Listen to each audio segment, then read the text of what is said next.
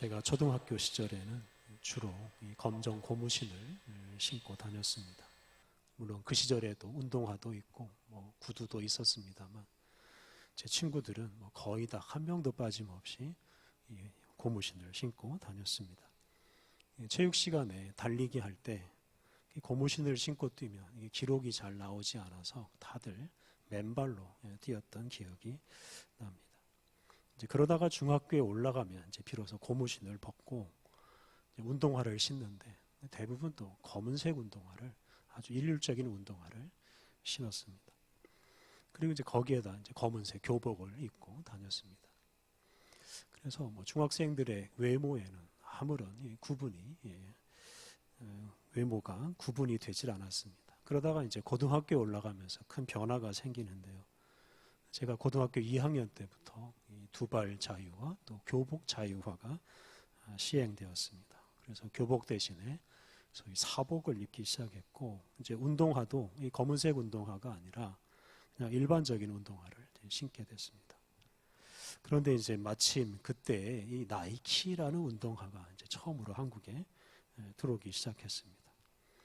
당시 나이키는 오늘날 명품이라 마찬가지였습니다.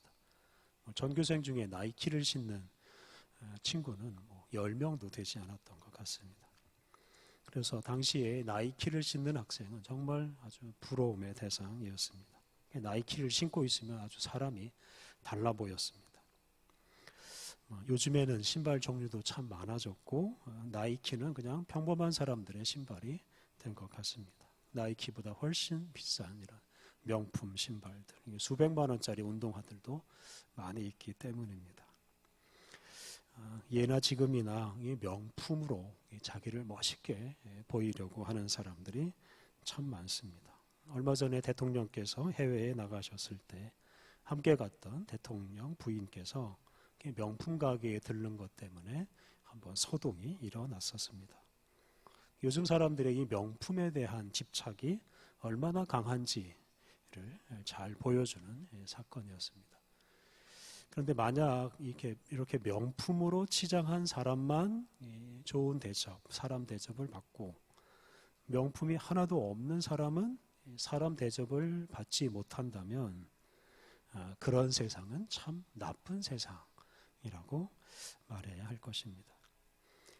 명품으로 치장한 겉모습만 보고 사람을 판단하고 그 사람의 진짜 모습, 그 사람의 내면을 보지 않으면 우리 사회에 이런저런 문제가 많이 일어나고 그런 문제들 때문에 우리 사회 전체가 망할 수도 있을 것입니다. 역사적으로 보면 부자들이나 권력자들이 사치스럽게 겉모습을 꾸미고 살면 그 나라는 반드시 망했습니다. 이렇게 겉모습에 지나치게 관심을 두는 개인이나 나라는 반드시 망한다 하는 것이 역사의 한 교훈입니다. 오늘날 우리 세계가 이런 환경오염과 기후재앙의 위기를 맞고 있는 것 역시 우리 사람들이 지나치게 이 겉모습을 꾸미는 일에 열중하기 때문입니다. 자기가 사는 곳이나 또는 자기 자신을 화려하게 꾸미려고 하는 욕망 때문에 사람들은 이제 끊임없이 이제 물건들을 사들입니다. 그런 소비 욕구 때문에 물건들을 끊임없이 만들어냅니다. 새로운 물건, 더 큰 물건, 더 화려한 물건, 더 편리한 물건, 이런 물건들을 끊임없이 공장에서 만들어냅니다. 다들 더 크고 화려한 물건을 소유하려고 경쟁하고 그런 물건을 소유한 사람들은 부러움의 대상이 되기도 합니다. 이런 행태 때문에 우리 공장은 끊임없이 돌아가야 되고 그 공장에서는 오염물질과 온실가스가 끊임없이 배출되어서 이 지구를 망치고 있습니다. 근데 이런 시대에 소박하고 검소하게 사는 사람은 그냥 불쌍한 사람, 돈 없는 사람 이런 취급을 받습니다. 이런 세상은 망하는 것이 당연합니다. 오늘 우리가 읽은 본문은 우리의 겉모습보다 우리의 내면이 훨씬 더 중요하다는 것을 잘 말해줍니다. 그래서 우리가 아름답게 해야 할 것은 우리의 겉모습이 아니라 우리의 내면이라는 것을 강조합니다. 이 고린도 후서는 고린도의 그리스도인들에게 보낸 두 번째 편지라고 할 수 있습니다. 우리가 지난 두 주 고린도 전서를 묵상했습니다. 그게 고린도 교회에 보낸 첫 번째 편지입니다. 고린도 전서를 보면 고린도에 있는 교회에는 여러 가지 문제가 있었습니다. 그 문제 때문에 교회 안에 파당이 생겼고 서로 시기하고 다투고 분열된 채로 살았습니다. 그래서 그 문제를 해결하려고 사도 바울은 고린도의 그리스도인들에게 이 첫 번째 편지 고린도 전서를 써서 여러 가지 권면을 했습니다. 그런데 이 고린도 전서를 받아본 이 고린도 그리스도인들이 이 사도 바울의 권면을 제대로 받아들이질 않았습니다. 오히려 사태가 악화되었습니다. 특히 사도 바울을 싫어하는 사람들이 사도 바울은 가짜 사도이기 때문에 믿을 수 없는 사람이다라고 주장했습니다. 그러자 이제 고린도 교회 안에 문제가 악화되고 사람들 사이의 싸움, 갈등이 더 심해졌습니다. 그러자 사도 바울은 그 복음 전도 일정까지 다 취소하고 아주 긴급하게 고린도 교회를 방문합니다. 그런데 고린도 후서 2장 1절과 2절을 보면 그 고린도의 일부 그리스도인들이 사도 바울을 아예 고린도에 들어오지 못하게 하고 쫓아내버립니다. 사도 바울이 쫓겨납니다. 그 고린도의 그리스도인들에게 박대를 당한 겁니다. 쫓겨난 사도 바울이 다시 이제 눈물을 흘리며 두 번째 편지를 써서 고린도의 그리스도인들에게 자기 자신에 대해서 변호하고 또 여러 가지 설득을 합니다. 2장 3절과 4절을 보면 이제 그런 내용을 추정할 수가 있습니다. 이러한 사도 바울의 두 번째 편지를 받은 고린도 교회 사람들은 이제 비로소 사도 바울의 마음을 이해하고 사도 바울을 받아들이고 또 사도 바울의 이 권면을 받아들여서 교회의 여러 가지 문제가 결국은 해결되었습니다. 이에 사도 바울은 다시 세 번째 편지를 또 씁니다. 세 번째 편지에서 사도 바울은 자기의 마음을 이해해 준 고린도 그리스도인들에게 감사합니다. 그래서 일반적으로 학자들은 이 사도 바울이 고린도 교회에게 보낸 두 번째 편지와 세 번째 편지가 이 고린도 후서에 다 들어있다라고 말합니다. 고린도 후서 10장부터 13장 말씀이 이 사도 바울이 자기 자신을 변호하는 대표적인 그런 글입니다. 이게 이제 두 번째 편지 핵심 내용이라고 할 수 있습니다. 그리고 이제 나머지 내용은 문제가 해결된 다음에 고린도 그리스도인들에게 감사하는 내용의 편지입니다.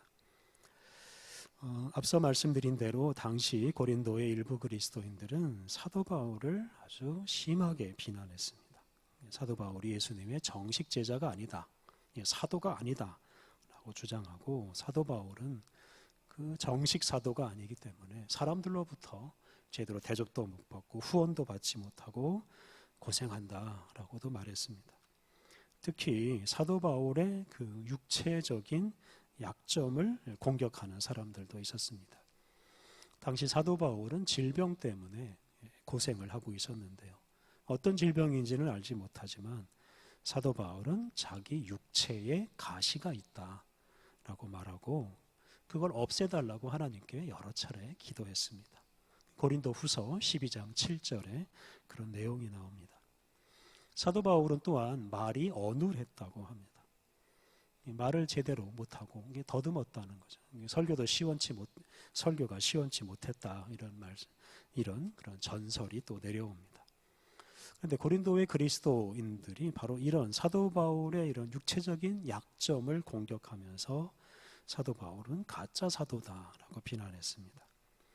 그래서 고린도 후서를 보면 사도 바울은 이런 그 자기에 대한 비난을 늘 의식하고 있고 그것을 변호합니다. 오늘 본문도 그 육체적인 약점이 있는 자기 자신을 그 변호하는 말씀으로 이해할 수 있습니다. 오늘 읽은 본문 앞부분을 보면 사도 바울은 이 복음을 전하는 사람의 바람직한 자세에 대해서 말합니다. 복음을 전하는 사람의 가장 큰 사명은 복음이신 예수 그리스도를 전하는 것입니다. 예수 그리스도가 아니라 자기 자신을 전하는 것은 그 복음 전도가 아니라 자기를 전하는 것이어서 복음 전도에 실패하는 것이라고 할 수 있습니다. 오늘 본문을 보면 사도 바울은 자기 자신은 죽고 사라지고 반면에 자기를 통해서 예수님이 드러나기를 바란다라고 말합니다. 7절 말씀을 보면 사도 바울은 자기는 질그릇 같은 연약한 존재라고 고백합니다. 7절 우리가 이 보배를 질그릇에 가졌으니 이는 심히 큰 능력은 하나님께 있고 우리에게 있지 아니함을 알게 하려 함이라. 바울은 자기는 질그릇이고 질그릇인 자기 안에 하나님의 능력인 이 복음, 보배가 담겨 있다고 고백합니다. 자기는 질그릇이고 질그릇 안에 복음인 보배가 담겨 있습니다. 이렇게 질그릇 속에 보배가 담겨 있을 때 그 보배는 오히려 더 빛나기 마련입니다. 질그릇처럼 이렇게 볼품없는 그런 그릇에 담겨 있을 때 보배가 훨씬 더 환한 빛을 내고 사람들은 그 질그릇이 아니라 그 보배를 주목하게 됩니다. 바로 이런 이유 때문에 사도 바울은 자기 자신이 화려한 존재가 되지 않으려고 하였습니다. 오히려 자기가 질그릇처럼 천한 존재일 때 보배이신 예수 그리스도가 더 드러난다고 믿고 있습니다.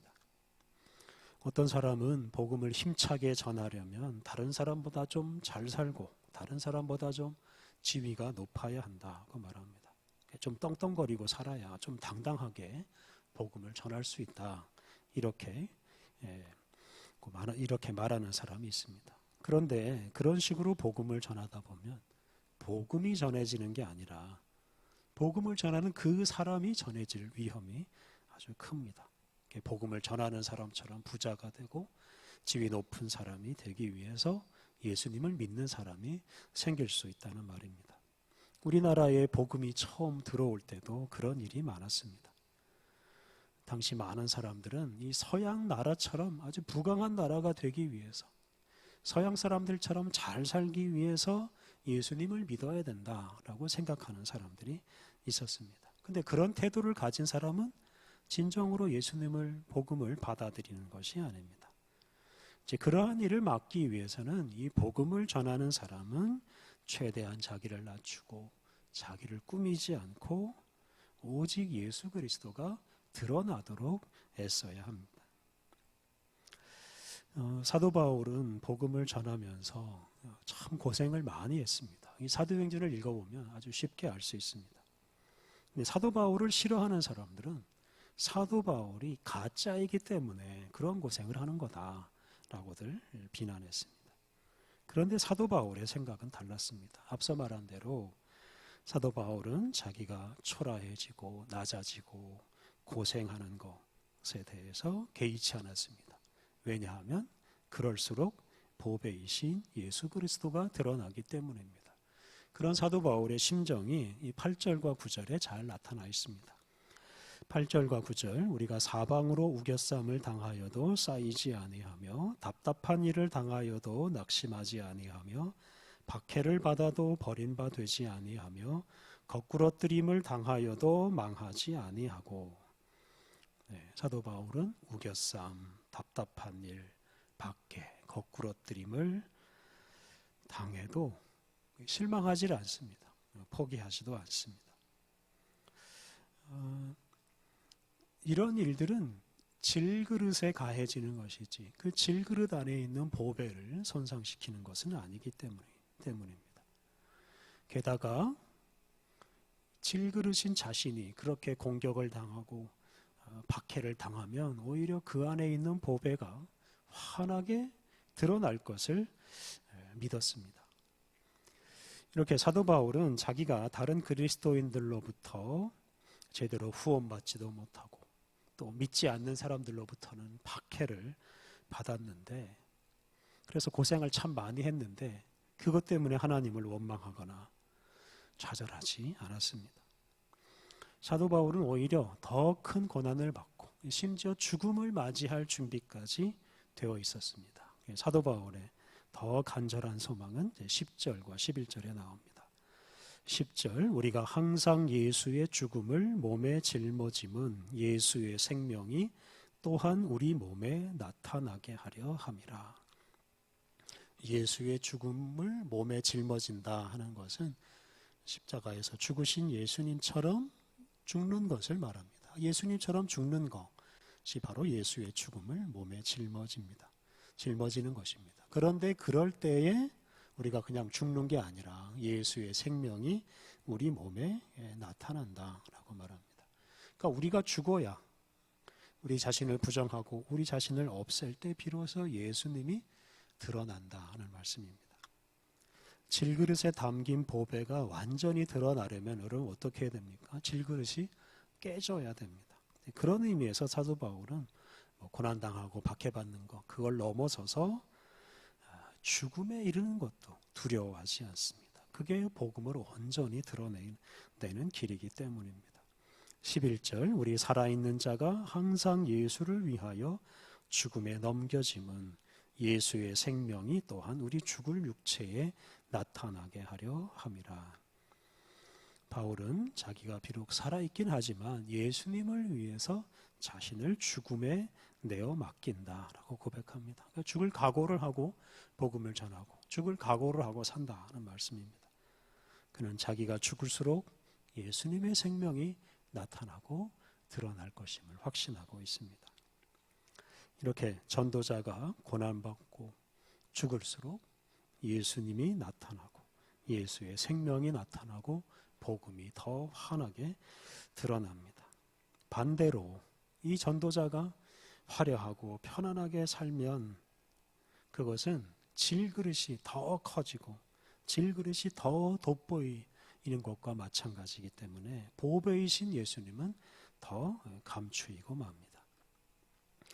사도행전을 보면 사도 바울은 이제 스스로 일을 해서 복음 전도 비용을 조달했습니다. 사실 후원을 받으려고 했으면 받았을 수도 있었을 것입니다만 사도 바울은 일부러 아주 어려운 길을 선택했습니다. 사도 바울은 이렇게 텐트 만드는 일을 하면서 복음을 전했습니다. 이렇게 사도 바울은 돈을 쌓아놓고 사는 사람이 아니라 아주 가난한 사람이었습니다.